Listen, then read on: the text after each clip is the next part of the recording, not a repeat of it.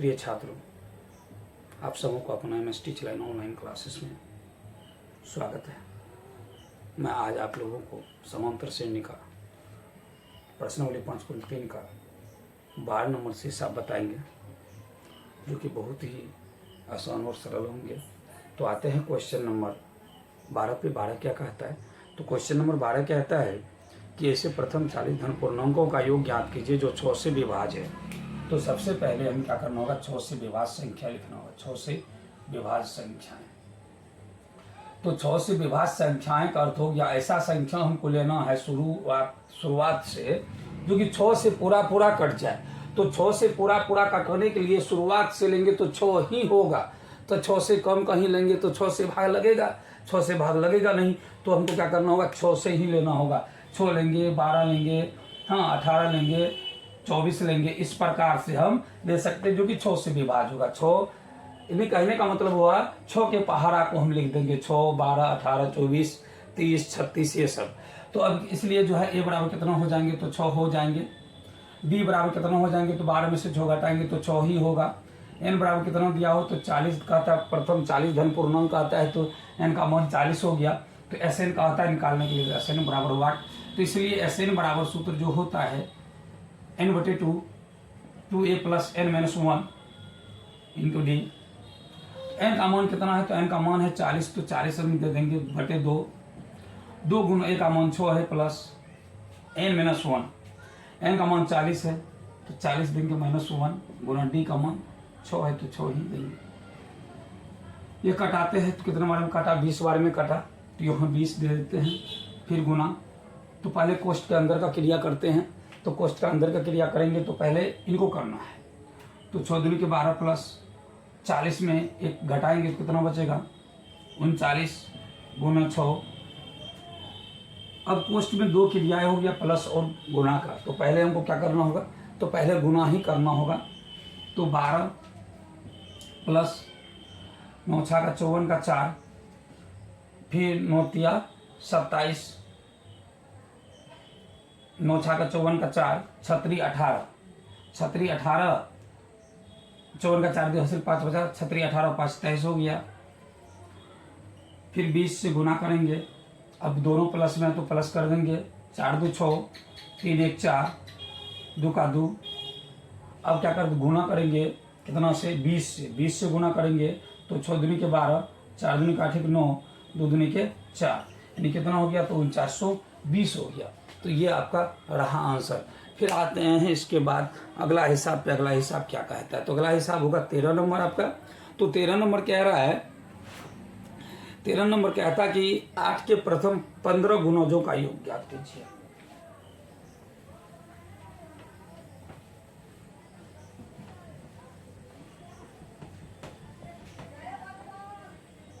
तो 13 नंबर क्या कह रहा है? तो 8 के प्रथम 15 गुणज। 8 के प्रथम 15 गुणज। तो हमको 8 का गुणज लिखना पहले। 8 का गुणज, तो 8 का गुणज क्या होगा? तो 8 का पहरा लिख देंगे। 8 16 24 32, ये हो गया आपका क्या? 8 का गुणज, यानी 8 का पहरा लिख दिए। तो ए बराबर कितना है? तो 8 है। डी बराबर क्या होगा? तो वही दूसरा पद में पहला पद घटाएंगे तो भी 8 ही होगा। 15 गुणज का आता है तो एन का मान 15 होगा। जब 15 गुणज कह रहा है तो 15 ही ना कह रहा है, तो 15 बार ही लेना है। तो एन का मान 15 ही लेना है। हमको क्या निकालना है? तो योग निकालना है। नहीं, योग कहता क्या है? एस एन कहता है। हाँ, एस एन योग कहता है। तो योग एस एन बराबर सूत्र डाल देते हैं।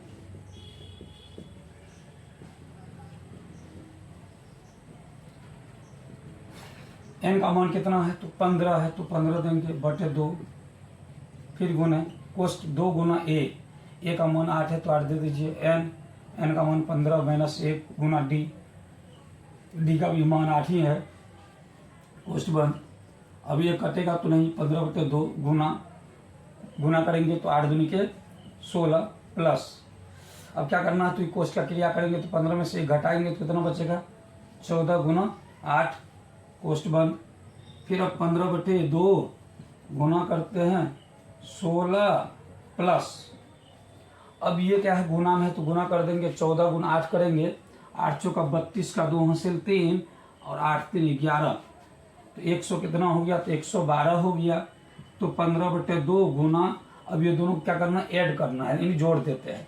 6 2 8, 1 1 2, 1 का 1 कितना हो गया, तो कुल 128 हो गया। 2 से कटाएंगे, 2 से कटाएंगे तो 6 दूनी के 12, 4 दूनी के 8, कितना हो गया, तो 64 हो गया। अब 64 में गुना कर देते कितना से, 15 से। 15 चौका 60, हासिल छोड़ रहा 15 छा के 90, 6 96, 900 कितना हो गया, तो 960 होगा। फिर इनके बाद अगला हिसाब पे आते हैं। अगला कौन सा हिसाब होगा, तो अगला हिसाब आपका होगा 14 नंबर का हिसाब। तो क्वेश्चन नंबर 14,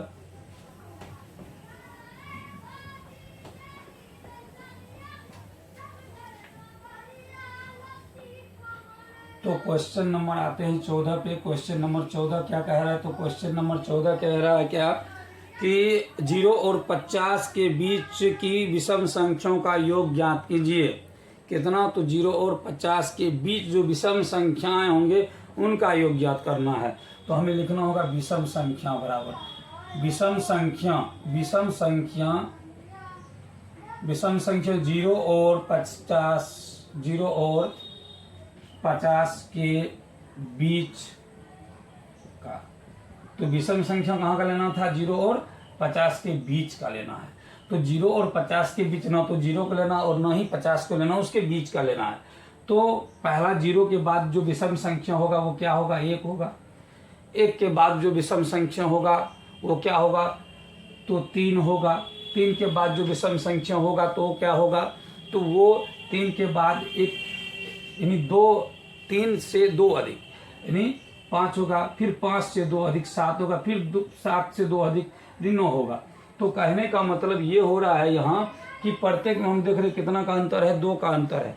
2 का भी अंतर है और बीच का मात्र एक ही संख्या छूटता है। 1 के बाद 2 होना चाहिए, 2 नहीं है, 3 है। 3 के बाद 4 होना चाहिए, 4 नहीं है। 5 है, 5 के बाद 6 होना चाहिए, 6 नहीं है। 7 है, 7 के बाद 8 होना चाहिए, 8 नहीं, 9 है।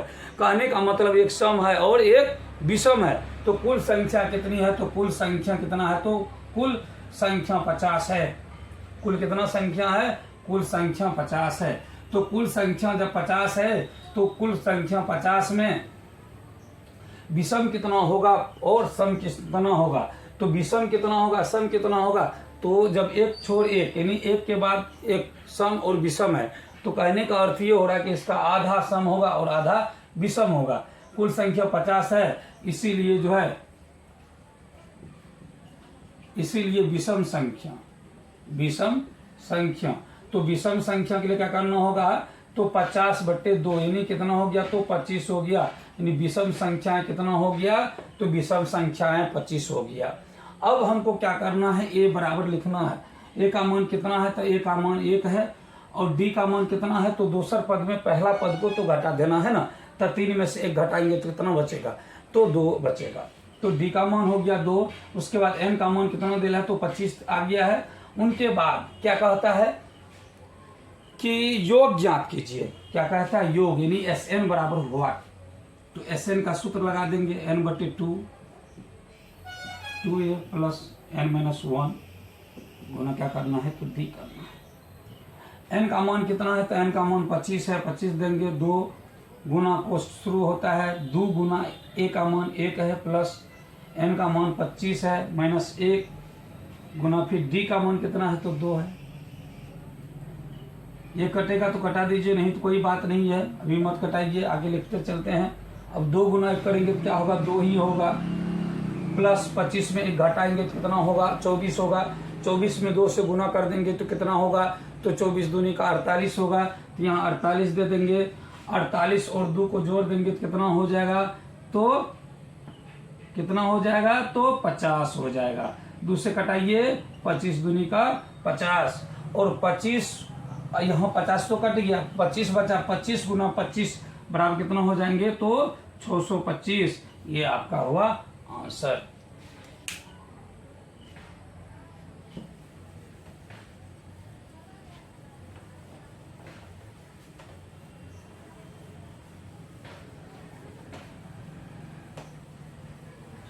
अब आते हैं क्वेश्चन नंबर कितना पे, तो क्वेश्चन नंबर 14 हो गया। क्वेश्चन नंबर आते हैं 15 क्या कहता है।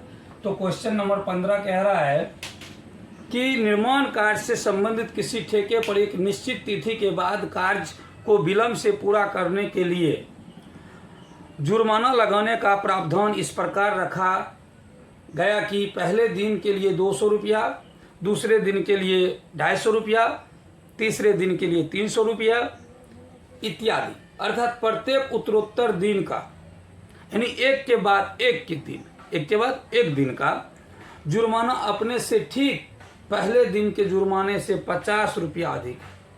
कहने का अर्थ हो रहा है कि प्रत्येक दिन जो काम चला तो कितने दिन तक दिया है, 30 दिन का विलंब कर देता है। तो 30 दिन का विलंब कर, यानी 30 दिन तक देर से आता है तो 30 दिन तक जो है उसको 50 रुपया जो है, जो उसको शुरुआती 2 में 200 दिया गया, तो अगले दिन जो है क्या कहते हैं, अगले दिन लेट से विलंब से आने पर जो है उसको कितना देना पड़ा, 250, उसके बाद 300, फिर उसके बाद 350, 400, 450, 500। कहने का मतलब हुआ कि एपी उसका बन रहा है। तो इसलिए जो है एपी लिख देंगे। 200 शुरू हुआ, 200 के बाद कितना लिया, 250 लिया, फिर 250 के बाद कितना लिया तो 300 लिया, फिर 300 के बाद कितना 350 लिया, उसके बाद कितना लिया तो 400 लिया। इस प्रकार से एपी उसका बन गया कि पहला दिन का जुर्माना 200 हुआ, दूसरे दिन का जुर्माना 50 रुपया अधिक हुआ, तीसरे दिन का जुर्माना भी 50 से अधिक हुआ, चौथे दिन का जुर्माना भी 50 रुपया अधिक हुआ। यानी कहने का मतलब आज जो दिया कल फिर विलंब से आएंगे तो उससे 50 रुपया अधिक लगेगा। ये सिलसिला कितने दिन तक चलता है तो 30 दिनों तक चलता है। तो ए बराबर हो गया बी 200। उसके बाद बी बराबर दूसरा पद घटा पहला पद, 250 में 200 घटा देंगे तो क्या बचेगा, 50 बचेगा। एन कितना दिन तक चलता है ये सिलसिला, तो 30 दिन तक चलता है। तो 30 दिन तक में कितना रुपया उसको जो है विलंब चार्ज देना पड़ा, तो वो निकालना हमको। तो अब क्या करना है, तो एस एन निकालना है। एस एन बराबर सूत्र होता है m/2 2a plus n-1 into D. N का मान कितना है, तो एन का मान 30 दिन तक विलंब से चलता है। 30 2 गुना ए का मान 200 है, प्लस n-1, एन का मान 50 है, -1। डी का मान कितना है, तो डी का मान एन का मान कितना है, तो 30 ही है। एन का मान 30 है और डी का मान 50 है। उसके बाद क्या करना है, इसको कटाते हैं। कितना बार में कटा, 15 बार में कटा। फिर अब यह क्या गुना है, तो 200 गुना 2 करेंगे तो क्या हो जाएगा, तो 400 हो जाएगा। 30 में 1 को घटाएंगे तो क्या होगा, तो 29 हो जाएगा गुना। फिर क्या करेंगे, 50 कर देंगे, तो 15 गुना हो गया 400 प्लस 29 गुना 50 करेंगे, 9 पच्ची का 45, फिर 5 दूनी का 10, 4 14, 9 पच्चे 45, 5 दिए, हासिल 4 आया, 5 दूनी का 10, 4 14। अब क्या करना है, कोष्ठ के अंदर है तो इसको क्या करना है, तो जोड़ देना है। तो 15 गुना तो 1450 में 400 जोड़ेंगे, 0 का 0, 5, 4 4 8 हो गया, 1 नहीं 1800 कितना हो गया, तो 50 हो गया। 1850 में क्या करेंगे, अब 15 से गुना कर देंगे, 0 का 0 आ गया, 15 पच्चे 75 का 5 आ गया, सिर्फ 7 हो गया। 15 8 120, 7 27, 15 और 2 कितना हो जाएंगे, तो 17 हो जाएंगे। देख लीजिए कहीं मिस तो नहीं है। 9 पच्चे 45, 5 दूनी 10, 4 14, ठीक है। 15 पच्चे 75, 15 8 बेसा 120, 7 27, तो हासिल कितना 12 बचा। 15 और 12 27 हो जाएंगे, यानी कुल कितना देय राशि हो गया, तो 27,750 रुपया।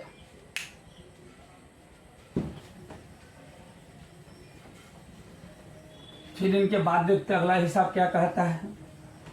तो अगला हिसाब कहता है 16 नंबर में कि किसी स्कूल के विद्यार्थियों को उनके समग्र शैक्षणिक प्रदर्शन के लिए 7 नगद पुरस्कार देने के लिए 700 रुपये की राशि रखी गई। यदि प्रत्येक पुरस्कार अपने से ठीक पहले पुरस्कार से 20 रुपये कम हो है तो प्रत्येक पुरस्कार का मान बताइए। प्रत्येक का पुरस्कार बताना है। तो कहता है कितना, तो 700 राशि है, यानी कुल राशि कितना है, तो कुल राशि है 700 ही, यानी कुल यानी योग राशि कितना है, तो 700 रुपया है। उनके बाद क्या होता है कि प्रत्येक को अपने से 20 रुपया कम मिलता है। प्रत्येक को कितना मिलता है? 20 रुपया कम। यानी एक को कहीं 100 रुपया मिला तो दूसरे को 80 मिलेंगे, फिर उसके बाद कितना मिलेंगे तो 60 मिलेंगे, फिर 40, इस प्रकार से नहीं घटते जा रहे हैं। तो घटेगा तब जब माइनस में हो, तो इसलिए डी का मान किस में आ जाएगा? माइनस में हो जाएगा। यानी माइनस में कितना? तो 20 आ जाएगा। तो कितना नगद पुरस्कार है? 7 नगद पुरस्कार है।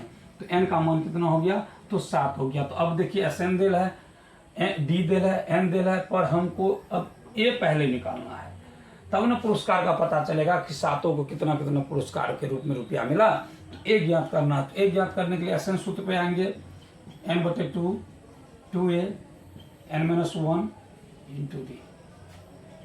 तो ये कुल कितना है? तो 700 रुपया है। एन का मान कितना है? तो एन का मान 7 है बटे 2 गुना ए। तो 2 और ए का मान कितना है? तो ए का मान मालूम नहीं है, तो 2 ए ही रहेगा, प्लस एन का मान मालूम है, तो एन का मान है 7 मालूम है, गुना डी का मान कितना है? तो डी का मान -20 है, तो -20 दे देंगे। अब 700 ये क्या है? गुना है, तो उधर आप क्या हो जाएंगे? तो भाग हो जाएंगे। जब भाग करेंगे तो ये अंश और हर में है, तो अंश नीचे आ जाएंगे, हर कहाँ चले जाएंगे? तो ऊपर 2 बटे कर देंगे 7। तो 2a + 6 गुना -20। 7 से कटाते तो कितना बार में कटता है? तो 100 बार में कटता है। ये गुना करेंगे तो कितना हो गया? 200 हो गया। 2a प्लस और माइनस माइनस ही होगा, 6 दूनी के 12 लिए 120 हो गया। अब 2a बराबर क्या हो जाएंगे? तो ये माइनस वाले को इधर करते हैं, तो 200 माइनस हो जाएंगे, ये माइनस को इधर करना क्या हो जाएंगे? प्लस हो जाएंगे। तो 2a बराबर कितना हो गया? तो 320 हो गया। इसलिए जो है a बराबर हो जाएंगे 320 भागा 2, तो 16 दूनी का 32, 0 आ गया। a बराबर कितना हो गया? तो 160 रुपया। तो अतः हम लिख सकते हैं कि प्रथम छात्र को जो रुपया मिला वो कितना मिला? तो 160 रुपया मिला। दूसरे को इनसे 20 रुपया कम, उनको तीसरे को इनसे 20 रुपया कम। तो यहाँ से लिखते हैं प्रथम छात्र को जो रुपया मिला, प्रथम छात्र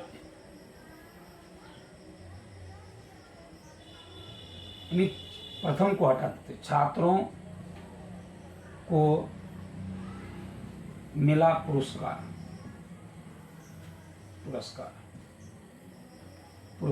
राशि। ठीक है, छात्रों को मिला पुरस्कार राशि। तो पुरस्कार राशि कितना हो जाएंगे? तो A1 A2 A3 A4 A5 A6 तक। तो A1 कितना आ गया? तो 160 आ गया। 20 कम करेंगे 140 होगा, 20 कम करेंगे 100 होगा, 120 होगा, 20 कम करेंगे 100 होगा। उसके बाद 20 कम करेंगे तो और कितना हो जाएगा? 80 हो जाएगा। 20 कम करेंगे तो 60 होगा, 20 कम करेंगे तो 40 हो जाएगा। कुल 1 2 3 4 5 6 और 7, कुल 7 पुरस्कार इस प्रकार से छात्रों को मिला। छात्रों को जो पुरस्कार मिला, छात्रों को मिला पुरस्कार राशि 160 रुपया, फिर 140, फिर 120, 180, 60 और 40, इस प्रकार करके जो है छात्रों को पुरस्कार राशि मिला। तो प्रिय छात्रों, आज यहीं तक, फिर मिलते हैं नेक्स्ट वीडियो के साथ। Thank you.